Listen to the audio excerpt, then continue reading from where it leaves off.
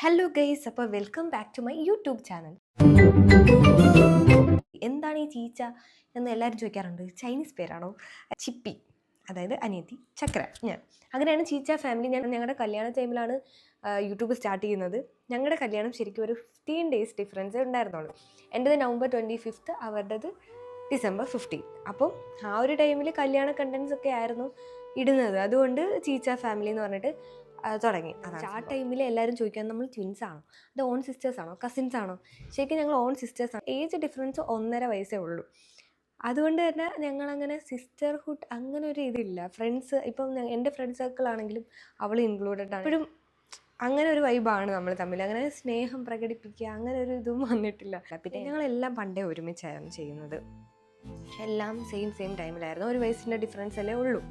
അപ്പം ഞാൻ റിപ്പീറ്റ് ചെയ്തപ്പം കോളേജിൽ ചേരുന്നതും ഒരു ടൈമായി. അങ്ങനെ എല്ലാം അവസാനം കറങ്ങി തിരിഞ്ഞ് കല്യാണവും ഒരുമിച്ച് 15 ദിവസം ഡിഫറൻസ് ഉണ്ടായിരുന്നു. പക്ഷേ അവളാണ് കൂടുതൽ എന്നെ കാട്ടിലും എപ്പോഴും മെച്യൂരിറ്റിയും എല്ലാ കാര്യപ്രാപ്തിയും എല്ലാം അവൾക്കാണെന്ന് എല്ലാവരും പറയാറുണ്ട്. പക്ഷേ ഞങ്ങളുടെ കല്യാണം ഫസ്റ്റ് എൻ്റെതായിരുന്നു, പിന്നെ ലവ് മാരേജ് ആണ്. അവരുടേത് പക്ക അറേഞ്ച്ഡ് ആണ്. അപ്പോൾ എല്ലാവരും റിലേറ്റീവ്സ് ആണെങ്കിലും ഫ്രണ്ട്സ് ആണെങ്കിലും എല്ലാവരും വിചാരിച്ചിരുന്നത് ഫസ്റ്റ് ഞാൻ പ്രഗ്നൻ്റ് ആവുമെന്നാണ്. റിയാക്ഷൻ എല്ലാവരുടെ ഫ്രണ്ട്സിൻ്റെയൊക്കെ എടുക്കുമ്പോഴും ഫ്രണ്ട്സൊക്കെ ആണ് ചേച്ചിയാണോ പ്രഗ്നൻറ്റ് അങ്ങനെയാണ് വിചാരിച്ചത്. എല്ലാവർക്കും ഇങ്ങനെയാണ് വിചാരമെങ്കിലും എനിക്കുറപ്പായിരുന്നു ഉള്ളത്. പിന്നെ വേറൊരു കാര്യമുണ്ട്, നമ്മുടെ ഫാമിലിയിൽ ഇതൊരു സാധാരണ രീതിയാണ്. ഞാനാണ് എൻ്റെ ഫാമിലിയിൽ ഏറ്റവും മൂത്തത്. അത് കഴിഞ്ഞാൽ സെക്കൻഡ് ചിപ്പിയാണ്. അപ്പോൾ ഫസ്റ്റ് ഞാൻ മൂത്തത്, സെക്കൻഡ് ചിപ്പി. അത് കഴിഞ്ഞിട്ടാണ് വല്യമ്മയുടെ മക്കളൊക്കെ വന്നത്. അപ്പം അതേ പാരമ്പര്യം തന്നെ ചിപ്പിയും കാത്തു സൂക്ഷിച്ചു. നമ്മുടെ ഫാമിലിയിലും ഇളയ ആളാണ് ഫസ്റ്റ് പ്രഗ്നൻ്റ് ആവാൻ പോകുന്നത്. മനസ്സിലായോ? ആ പാരമ്പര്യം അവൾ കാത്തു സൂക്ഷിച്ചിട്ടുണ്ട് ഗൈസ്. ഞാൻ വീട്ടില് കാണാൻ പറ്റണ്ടേ ഇപ്പൊ? ഉണ്ട്. ഒരു കാര്യം കാണിച്ചു തരാം.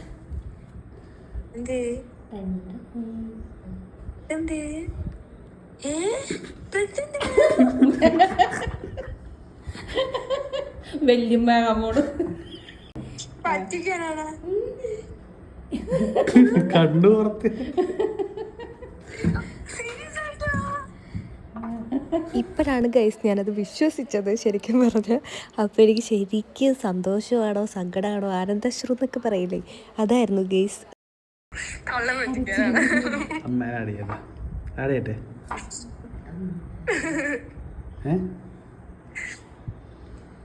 ഇതിങ്ങനെ സംഭവിച്ചു എനിക്ക് വിശ്വസിക്കാൻ പറ്റില്ല.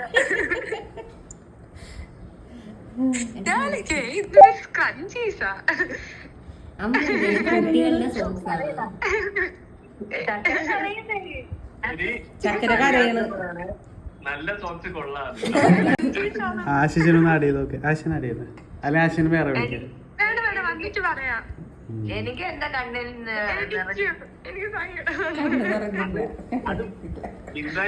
കണ്ണു നിറഞ്ഞ അമ്മയുടെ ഉള്ളി അരിഞ്ഞോട്ടെ.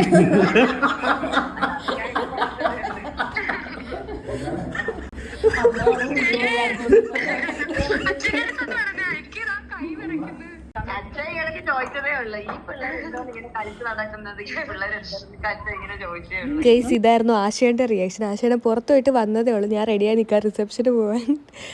ആശയുടെ ഡൗട്ടുണ്ടായിരുന്നോ എന്നെനിക്കറിയില്ല, പക്ഷെ എന്തായാലും ഞെട്ടി.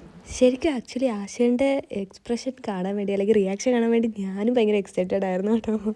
ഭയങ്കര ഹാപ്പി ആയിരുന്നു. ഇതായിരുന്നു ഞങ്ങളുടെ രണ്ടുപേരുടെ റിയാക്ഷൻ. സത്യം പറഞ്ഞാൽ ഞാൻ ഒട്ടും ആ ടൈമിൽ പ്രതീക്ഷിക്കുന്നില്ല ഇവൾ പ്രഗ്നൻ്റ് ആവുമെന്ന്. എനിക്കറിയാം ഫസ്റ്റ് ആവുമെന്ന്. പക്ഷേ ഞങ്ങൾ മലേഷ്യൻ ട്രിപ്പ് പ്ലാൻ ചെയ്തിരുന്നു. പിന്നെ വിഷ്ണു ചിപ്പി എപ്പോഴും പറയാം നമുക്ക് കുറേ കൺട്രീസൊക്കെ, നമ്മൾ ആനിവേഴ്സറിക്ക് കൂടുതലും കൺട്രീസൊക്കെ നമുക്ക് വിസിറ്റ് ചെയ്യണം, കുറേ ലിസ്റ്റ് നമ്മുടെ അടുത്തുണ്ട്.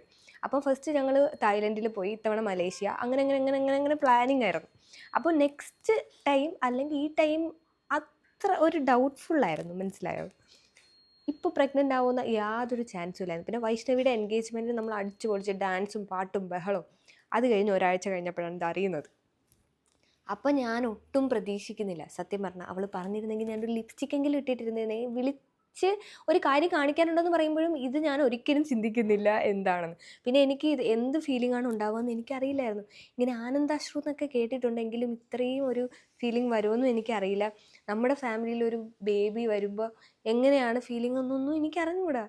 ഞാനത് കേട്ട് എൻ്റെ റിയാക്ഷൻ തന്നെ ഞാനൊരു 10,000 വട്ടം കണ്ടു കാണും. കാരണം എനിക്ക് തന്നെ ഇഷ്ടപ്പെട്ടു എൻ്റെ റിയാക്ഷൻ. ഷോ എനിക്ക് ഇത്രയും സന്തോഷമൊക്കെ വരുമോ, സന്തോഷം വരുമെന്ന് അറിയാം, പക്ഷെ ഇത്രയും ഒരു ഫീലിംഗ് വരുമെന്നോ ഇങ്ങനെയാണെന്ന് എനിക്ക് ഒട്ടും ഞാൻ പോലും വിചാരിച്ചില്ല സത്യം. എനിക്ക് ഇപ്പോൾ പോലും എനിക്ക് പറയുമ്പോൾ നല്ല സന്തോഷം വരുന്നുണ്ട്. എനിക്ക് ഭയങ്കര സന്തോഷമായി. ശരിക്കും പറഞ്ഞാൽ ഞങ്ങൾ ഭയങ്കര വെയിറ്റിംഗ് ആണ്. ആശേട്ടൻ്റെ ഫീലിംഗ് എന്താണെന്ന് എനിക്ക് കാണുന്നുണ്ടായിരുന്നു. കാരണം ആശേട്ടൻ എന്തായിരിക്കും റിയാക്ഷൻ, നമ്മുടെ ഫാമിലിയിൽ പുതിയ നമ്മുടെ ജനറേഷൻ നെക്സ്റ്റ് ജനറേഷനിലെ ഫസ്റ്റ് ആളാണ് വരാൻ പോകുന്നത്. അപ്പം അതിൻ്റെ ഭയങ്കര എക്സൈറ്റ്മെൻ്റ് ഉണ്ട്.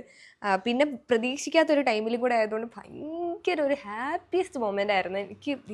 ലൈഫിൽ ഒരിക്കലും മറക്കാൻ പറ്റാത്തൊരു മൊമെൻറ്റ്. ഇത്രയും സന്തോഷം എനിക്ക്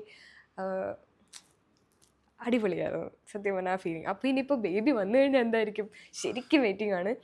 അപ്പം ഇതാണ് റിയാക്ഷൻ.